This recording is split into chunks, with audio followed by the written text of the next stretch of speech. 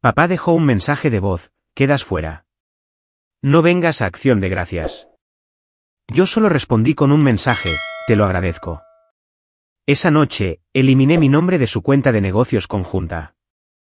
36 horas después, 84 llamadas perdidas y para la medianoche, sus llamadas se habían convertido en mensajes de voz desesperados.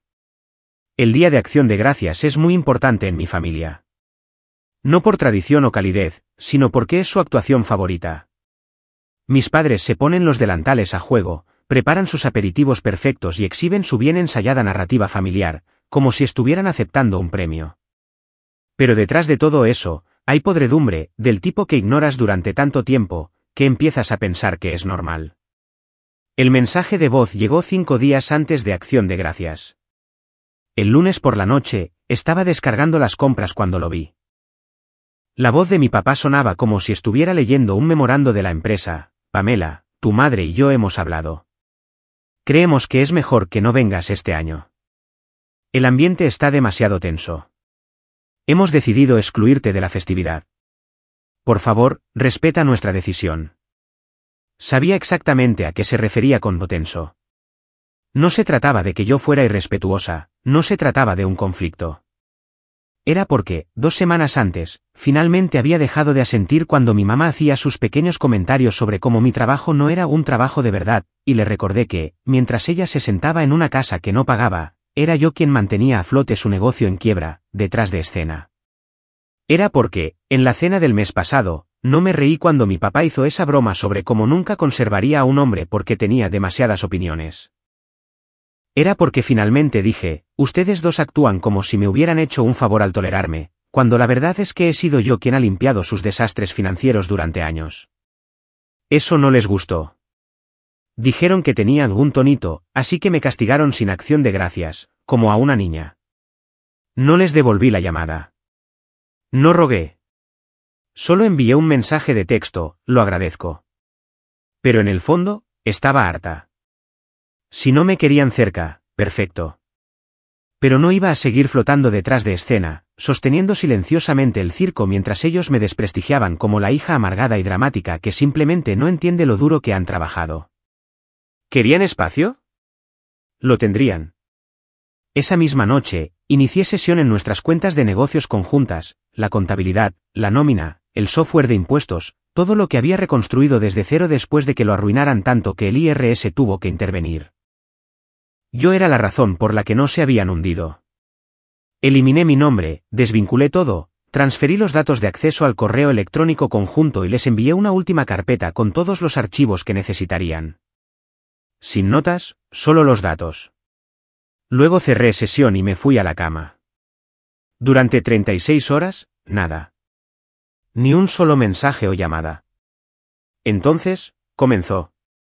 Llamadas de papá, luego de mamá, luego de ambos, una y otra vez, como si estuvieran tratando de presionar un botón de pánico para reiniciar el mundo. Luego vino mi hermano. Vive en la misma casa que ellos, es mayor, está casado y tiene un hijo. No esperaba que tomara partido, y no lo hizo. Sus llamadas eran solo más ruido que silencié. Para la segunda noche, tenía 84 llamadas perdidas, y los mensajes de voz comenzaron a acumularse. Al principio, era confusión, luego pánico, luego desesperación. Pamela, no sabemos cómo acceder a nada. ¿Puedes simplemente guiarnos en el proceso? Estás exagerando las cosas. Necesitamos que nos ayudes a presentar los impuestos trimestrales. Vencen esta semana. Para la medianoche, mi mamá lloraba de fondo. Papá sonaba como si estuviera tratando de no estallar. No respondía ni uno solo. ¿Querían una vida sin mí? Perfecto. Les estaba dando exactamente lo que pedían. Para el miércoles por la mañana, ni siquiera podía revisar mi teléfono sin verme inundada de mensajes de voz. Mis padres habían entrado oficialmente en modo pánico. No respondía ninguno. No por rencor, sino porque, honestamente, ya no sentía nada. Simplemente observé cómo se desarrollaba todo, como alguien que mira un incendio que ellos mismos provocaron. Seguí yendo a trabajar, almorzando con compañeros, comprando alimentos como una persona normal. Mientras tanto, ellos se desmoronaban, mensaje de voz tras mensaje de voz. Recibí una llamada de un número bloqueado. No contesté. 5 minutos después, apareció otro mensaje de voz. Pamela, soy tu padre. No podemos acceder al panel de nóminas. ¿Cambiaste la contraseña? Tenemos que procesar cheques hoy. Necesito que me llames de inmediato. 5 minutos después, otro. Oye, soy yo de nuevo. ¿Recibiste el último mensaje? ¿Puedes guiarnos rápidamente? La ironía era casi demasiado buena. Les había recordado 6 veces que anotaran las contraseñas o configuraran un correo de recuperación. Mi papá dijo que estaba siendo controladora y condescendiente. Ahora no podían abrir su propio sistema.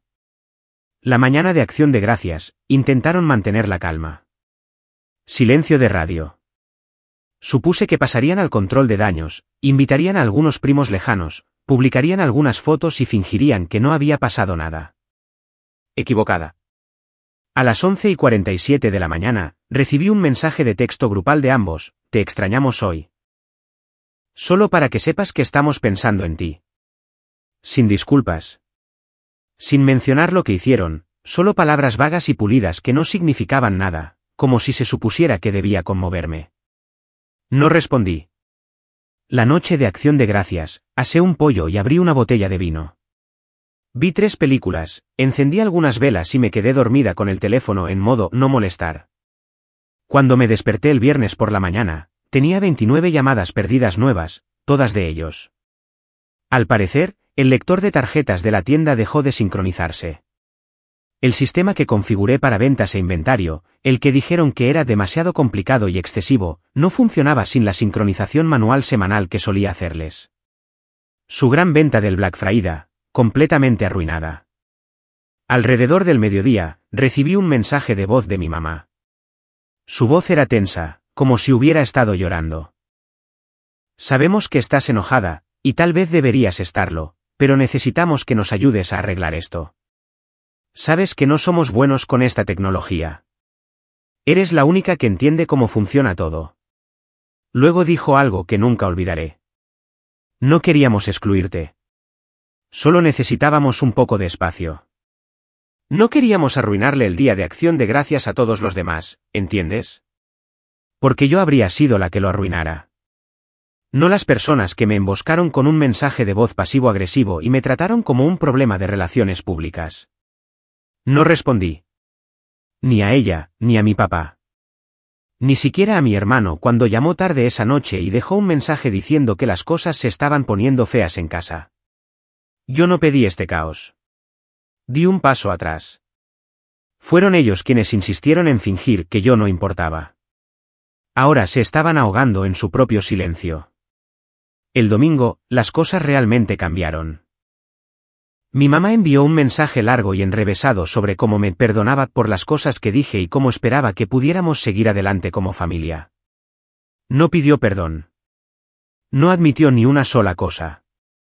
Simplemente lo lanzó, como si yo fuera a volver arrastrándome porque ella lo permitía. Luego llegó el lunes, día de pago. A las 7:08 de la mañana, recibí una llamada del teléfono fijo de su tienda. La dejé sonar. Luego llegó un mensaje de voz.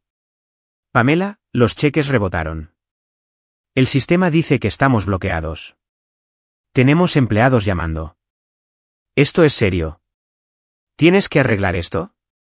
Ni siquiera abrí el mensaje, simplemente lo borré. Luego otro. Pam, te lo suplicamos ahora. Por favor. Esto no es una broma. No podemos procesar los impuestos. Hemos intentado de todo. 27 llamadas ese día. A las 3 de la tarde, mi papá me envió un correo electrónico de 3 frases desde la cuenta de la tienda. El asunto decía, urgente. Por favor, ayúdanos. Haremos lo que sea. Solo dinos qué hacer. Y todavía, ninguna disculpa, solo desesperación disfrazada de humildad. Esa noche, encendí otra vela, preparé la cena y volví a apagar el teléfono. Me querían fuera. Simplemente no esperaban cuánto dependían de la persona que intentaron borrar. Para el martes por la noche, su desesperación se convirtió en algo más feo. Se podía oír en los mensajes de voz. Mi papá ya no suplicaba, estaba frustrado. Había pasado de necesitamos tu ayuda a ¿por qué nos haces esto? En menos de una semana. Y mi mamá, sus mensajes estaban empapados en una mezcla de culpa y derecho, ese tipo de culpa que no es realmente culpa, solo decepción porque las cosas no salieron como ella imaginaba. Pamela, así no es como se tratan las familias. Ya has dejado claro tu punto. Ahora vuelve a la mesa. ¿Volver a la mesa? ¿Como si me hubiera ido por nada? ¿Como si no me hubieran excluido con un mensaje de voz de 1 minuto, días antes de una festividad? ¿Como si no me hubieran echado y luego intentado recuperarme cuando se dieron cuenta de que era la única que sostenía su castillo de naipes financiero? El miércoles por la mañana, recibí un correo electrónico con el asunto notificación de sanción estatal. Era de su cuenta de negocios. El tipo de correo que me habrían reenviado automáticamente hace 6 meses con un ¿qué significa esto? En el asunto. Ahora, simplemente lo enviaban sin comentarios, sin explicación, como si yo lo fuera a ver, entrara en pánico y corriera a solucionarlo. Ni siquiera abrí el archivo adjunto. Ya lo sabía, presentación tardía de impuestos trimestrales, falta de pago del impuesto estimado sobre la renta, probablemente una multa de $500 y una alerta de auditoría. Luego, sin previo aviso, mi mamá apareció en mi apartamento. Sin mensajes, sin avisos, solo 3 suaves golpes. Me paré junto a la ventana de la cocina y la observé. Parecía nerviosa. Revisaba su teléfono, miraba la puerta, volvía a llamar. No me moví. Simplemente me quedé allí, bebiendo café, esperando. Después de unos minutos, se fue. 10 minutos después, otro mensaje de voz. Pamela, vine porque pensé que tal vez cara a cara ayudaría. Sé que las cosas se salieron de control. No queríamos hacerte daño. Sigues siendo nuestra hija, y esto del negocio se ha descontrolado. Por favor, ven a hablar con nosotros. Todavía ninguna disculpa. Solo la misma evasiva vaga. No queríamos hacerte daño, como si excluirme de Acción de Gracias hubiera sido un accidente, como si yo simplemente estuviera siendo demasiado sensible. El jueves por la noche, finalmente respondí una llamada. No de ellos, de mi hermano. Él se mantiene al margen del drama familiar. Vive con ellos, sí, pero principalmente se mantiene en su propia órbita con su esposa y su bebé. Así que, cuando llamó 2 veces seguidas, supuse que era algo. Fue breve, dijo que no quería involucrarse, pero pensó que debería saberlo. Mis padres estaban planeando vender el coche. Eso me detuvo. ¿El coche? ¿El que les compraste a principios de este año? Mamá dice que técnicamente todavía está registrado a nombre de papá. Dicen que nunca pagaste el precio completo, que les debes dinero. Compré ese coche en febrero, pagué el total, transferí el dinero directamente a su cuenta e imprimí la confirmación. Incluso pagué el cambio de seguro y el registro, pero confié en ellos cuando dijeron que se encargarían de la transferencia del título. No te preocupes, había dicho mi papá. Nosotros nos encargamos del papeleo. Eso fue en abril. Nunca le di seguimiento. Estaba ocupada. Asumí que lo habían hecho. Y ahora lo estaban usando en mi contra. No solo amenazando con quedárselo, estaban hablando de venderlo a mis espaldas. Ese momento fue aleccionador. Ya no solo estaban desesperados. Estaban tomando represalias. Le dije a mi hermano que agradecía la advertencia. Eso fue todo. Sonaba incómodo, como si no quisiera quedar atrapado en medio, y no lo culpaba. Pero no iba a pelear con ellos por un coche. No lo quería. No quería nada de ellos. Podían quedárselo, venderlo, tirarlo por un acantilado. Podía irme limpia, con las manos vacías y la conciencia más tranquila de lo que la suya jamás estaría. Y todavía, no le había dicho una palabra al abuelo. No tenía ordenador, apenas usaba su teléfono y todavía hacía todo en papel. Pero conocía cada rincón de la familia, quién le debía qué a quién mentía, quién encubría las cosas.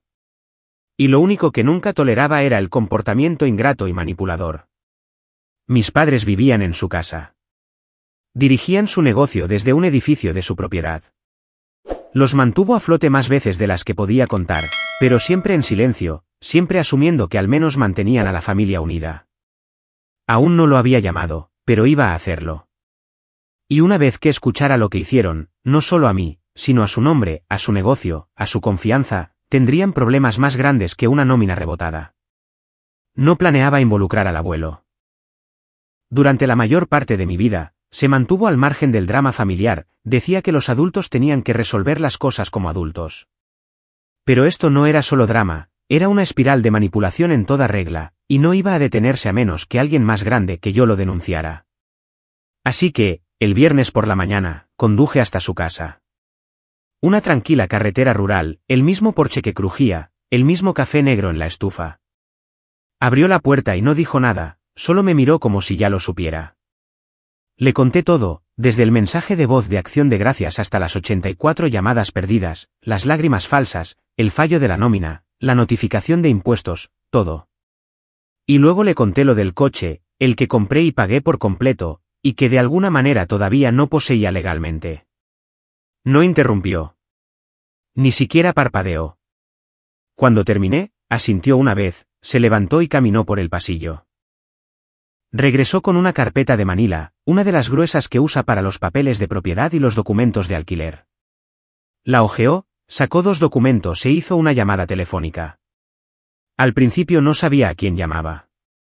Luego escuché el nombre de su abogado, no un amigo de la asociación de veteranos, no un favor familiar, un abogado de verdad, el que manejaba su patrimonio. Le dio instrucciones claras. 2 cosas, redacta una demanda formal para transferir el título completo del vehículo a mi nombre, con efecto inmediato. Pon en espera el contrato de arrendamiento del negocio de la tienda que mis padres le alquilan. Todavía estaba sentada allí cuando colgó. Se volvió hacia mí y dijo, han tenido demasiada soga. Es hora de que sientan la caída. No dije nada. Solo asentí. Al día siguiente, sábado, los invitó a su casa. A mediodía en punto. Les dijo que era sobre la renovación del contrato de arrendamiento y algunas decisiones que debían tomarse. Llegué 15 minutos antes. El abuelo ya estaba en la mesa con una nueva carpeta de documentos, esperando. Mis padres llegaron juntos, mi mamá con los ojos rojos como si ya hubiera estado llorando, mi papá con esa calma fingida que pone cuando cree que está a punto de recuperar el control.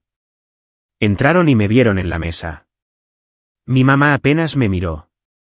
Los ojos de mi papá recorrieron la habitación como si ya estuviera preparando su discurso, pero el abuelo no les dio la oportunidad. Deslizó un documento sobre la mesa, la demanda formal de transferencia de título. Luego dijo, tienen 48 horas para transferir el coche, o los denunciaré por fraude de activos. Mi papá abrió la boca. El abuelo levantó una mano. No había terminado. Luego les entregó otro papel. Este era una congelación temporal del contrato de arrendamiento de su tienda. No un desalojo, todavía no, solo una pausa hasta que decidiera si seguían operando de buena fe. Han usado mi nombre, mi dinero y mi propiedad para mantener este negocio. Y han explotado a mi nieta para mantenerlo en funcionamiento. Eso se acaba ahora. Estaban atónitos. No solo por lo que dijo, sino porque finalmente alguien no les permitió manipular la historia.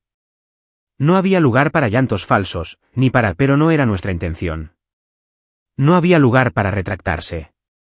Luego, el abuelo soltó algo que ninguno de nosotros esperaba. Mencionó la casa, dijo que llevaba un tiempo pensando en qué pasaría con ella a largo plazo, y después de este pequeño episodio, no estaba seguro de que dejársela a personas que podían excluir a su propia hija por ego fuera la elección correcta. Mi papá se recostó, en silencio. Mi mamá comenzó a decir algo, pero se le murió en la garganta. Entonces el abuelo me miró y preguntó, ¿quieres decir algo? Me levanté. Dije, no vine aquí para reconstruir una familia. Vine a buscar lo que pagué. No estaba pidiendo reconciliación ni disculpas que solo aparecían cuando se desesperaban. Me querían fuera de sus vidas. Yo solo estaba terminando el trabajo. Salí. No me siguieron. Pero 2 horas después, el título del coche fue transferido a mi nombre. Supongo que el abuelo se hizo entender perfectamente. El título del coche estaba oficialmente a mi nombre para el domingo por la noche. Lo recogí yo misma en el departamento de vehículos a la mañana siguiente, registro nuevo, placas nuevas, papeleo en mano. Se suponía que era el final. Tenía lo que era mío. Sin gritos, sin exigir disculpas. Pero, por supuesto, no había terminado. El martes por la mañana, recibí una llamada de mi hermano. Su voz era tensa, como si ya se arrepintiera de haber marcado. Dijo, pensé que debería saberlo. Le están diciendo a la gente que chantajeaste al abuelo. Realmente me reí. No una risa sarcástica, sino una risa genuina y cansada. Al parecer, mi mamá ya estaba al teléfono con 2 de mis tías y un primo, pintando todo como si yo hubiera manipulado toda la situación. Les dijo que aparecí en casa del abuelo con alguna amenaza legal y conté una historia triste para que se pusiera en su contra. Dijo que el abuelo era demasiado mayor para manejar toda esta presión y que yo me había aprovechado de su confianza. Podía adivinar su tono exacto, victimismo educado envuelto en preocupación. Ese era su disfraz favorito. Entonces mi hermano dijo algo que me detuvo. Dicen que el coche no fue una venta, que fue un préstamo, que nunca terminaste de pagarles. Al principio, no lo creí. Pensé que tal vez había entendido mal. No. Realmente se estaban preparando para intentar disputar toda la venta, para decir que lo que sucedió en febrero no fue una transacción limpia, sino un acuerdo vago que ahora podían torcer a su antojo. Tenía pruebas, transferencia bancaria, recibos, incluso mensajes de texto confirmando la cantidad y los términos. Pero eso no importaba. Ya no se trataba del coche. Se trataba de control. Lo habían perdido, y ahora querían sangre. Y aquí está la peor parte, me di cuenta de que mi hermano ni siquiera pensaba que estaban equivocados. Dijo, tal vez solo habla con ellos antes de que esto llegue demasiado lejos. Esa fue la última vez que respondí a sus llamadas. Así que, hice lo único que sabía que lo terminaría. Llamé al abuelo. No respondió de nuevo, lo cual se estaba convirtiendo en un tema recurrente. Pero esta vez, cuando me devolvió la llamada, ya lo sabía. Dijo, ¿me trajeron el asunto del coche? ¿Puedes creerlo? No respondí. Luego dijo, intentaron hacerme sentir culpable. Dijeron que les estaba dando la espalda, que tú eres demasiado emocional y que solo he escuchado una versión. Le pregunté qué respondió. No dudó ni un segundo. Les dije que si presentan un solo documento sobre ese coche, pondré en venta el edificio de la tienda.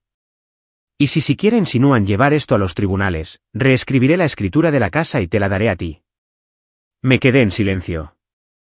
Él continuó. Estoy cansado de ver cómo devoran a la gente así. Tu madre ha estado haciendo esto desde que tenía 16 años. Tu padre simplemente sigue lo que le permite sentirse como un rey.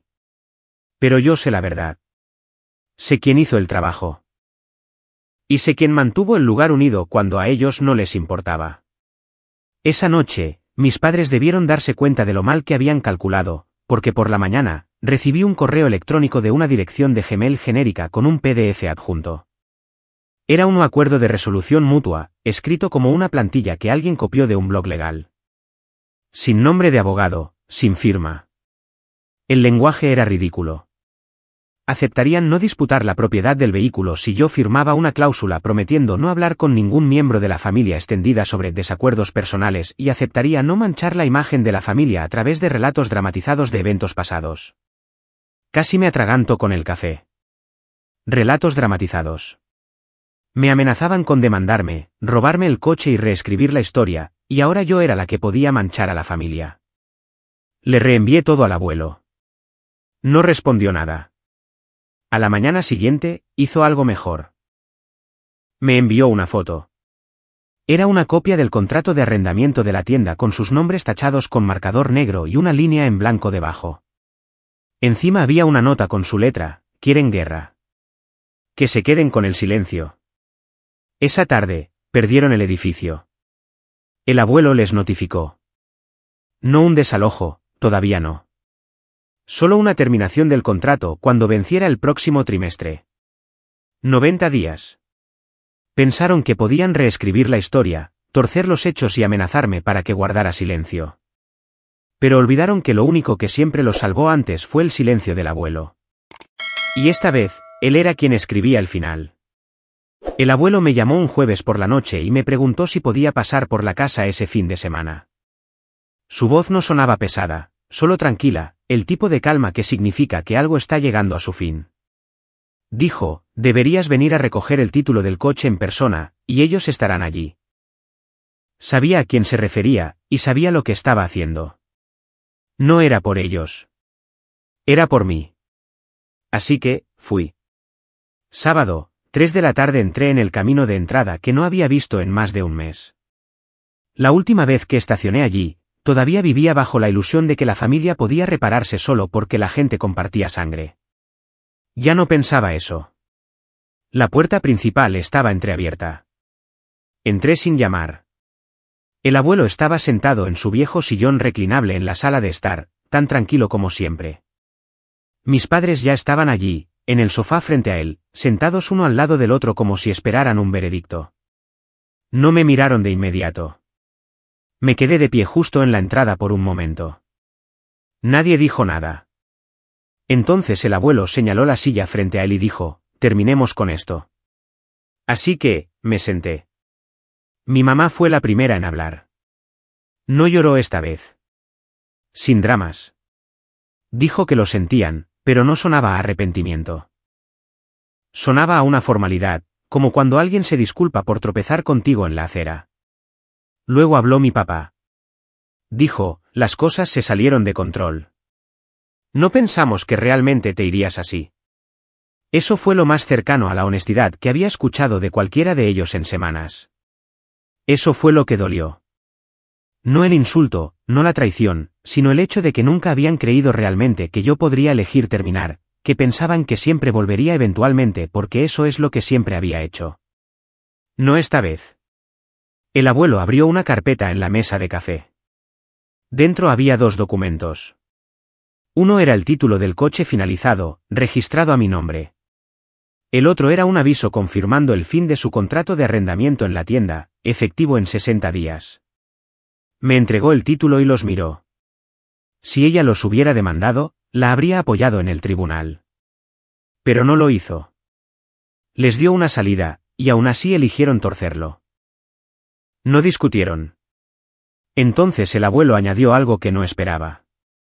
Les dijo que había actualizado su testamento. No dijo qué contenía, solo que algunas cosas habían cambiado. Lo dejó así. Mi mamá se puso pálida. Mi papá bajó la mirada. Yo permanecí en silencio. Entonces el abuelo se volvió hacia mí y dijo, viniste a recoger algo, y creo que es más que solo un coche. Tenía razón. Vine a recoger la última pieza de mí misma que había dejado en esta casa, la creencia de que necesitaba su aprobación para pertenecer. Guardé el título en mi bolso y me levanté. Sin despedidas, sin últimos ataques. No necesitaba que me explicaran nada más. No quería que lo hicieran. Ya entendía todo lo que necesitaba. Mientras caminaba hacia la puerta, mi mamá se levantó como si fuera a seguirme. La oí susurrar, Pamela. No me detuve. Salí, cerré la puerta detrás de mí y caminé hacia mi coche, y me fui. Sin prisa, sin ira. ¿Hecho? Ahora, unos meses después, vivo en un apartamento nuevo en una parte diferente de la ciudad. El coche está abajo, limpio y a mi nombre. No he sabido de ellos desde ese día, y no he buscado noticias. Pero a veces, tarde en la noche, pienso en lo rápido que se desmoronó todo. No por lo que hice, sino porque nunca creyeron que tuviera la fuerza para dejar de arreglar las cosas. Solían decir, la sangre es más espesa que el agua. Pero olvidaron la versión completa, la sangre del pacto es más espesa que el agua del vientre. La familia no te mantiene caliente cuando se basa en el control. Pero la verdad sí, los límites sí. Y la paz, la verdadera paz, llega cuando finalmente te alejas sin vacilar. Me dijeron que no fuera acción de gracias. Hice exactamente lo que pidieron, y nunca volví. La actualización han pasado unos 7 meses desde la última vez que los vi. No ha habido llamadas, ni disculpas sorpresa, ni invitaciones festivas deslizadas por debajo de la puerta. Solo silencio. Y honestamente, estoy agradecida por ello. La tienda cerró, no pudo sobrevivir después de que terminó el contrato. No lo celebré. No me comuniqué. Simplemente lo noté y seguí adelante. Veo al abuelo regularmente ahora.